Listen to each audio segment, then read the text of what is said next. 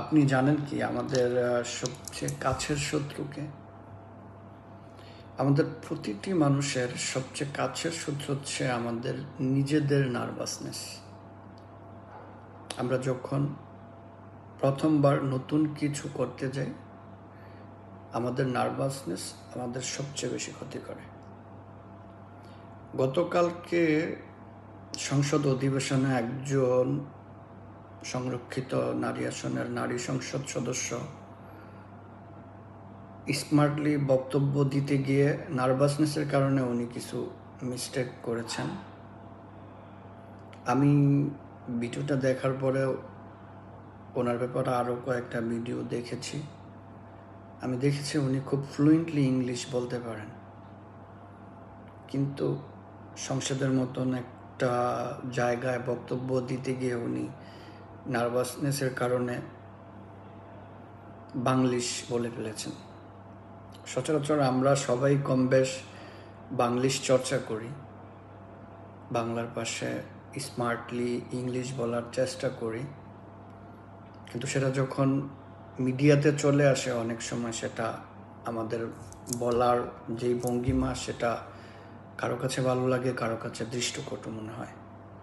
তো সেরকমই একটি ঘটনা কালকে ঘটেছে। আমি খুবই অবাক হয়েছি যে ওনাকে যদিও সংসদে আমাদের মাননীয় স্পিকার সাহেব ওনাকে ওনার এই অনাকাঙ্ক্ষিত মিস্টেকের জন্য ওনাকে কথার মাধ্যমে লজ্জিত করেছেন, বলেছেন আপনি আরও প্রিপেয়ার্ড হয়ে আসেন, আগামী 1 বছরের ভিতরে আপনি আর বক্তব্য পাবেন না। সো আপনি পাবেন না বলেন নাই, মানে ইঙ্গিত করেছেন যে আগামী 1 বছরের জন্য আপনি প্রিপারেশন নিয়ে আসেন। তো ওইটা তো স্পিকার সাহেব ওইখানেই সাথে সাথেই ওনাকে লজ্জা দিয়ে ওই পরিস্থিতি উনি শেষ করে দিয়েছেন। এটা নিয়ে আর পরবর্তীতে ওরকম বিতর্ক বা সমালোচনা আর ততটা হওয়া প্রয়োজন আমি মনে করি না।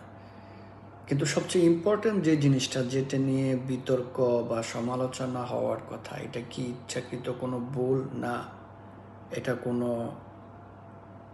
পরিকল্পিত একটা মিথ্যা ইতিহাস, একটা ক্রেডিট লুপে নেওয়ার ষড়যন্ত্র। গতকালকে দেখলাম জামাতের একজন সংসদ সদস্য ইনি বক্তব্য দিতে গিয়ে বললেন 1971 সনে ওনার বাবা মুক্তিযুদ্ধ করতে গিয়ে যুদ্ধে শহীদ হয়েছেন। ভালো, খুবই ভালো।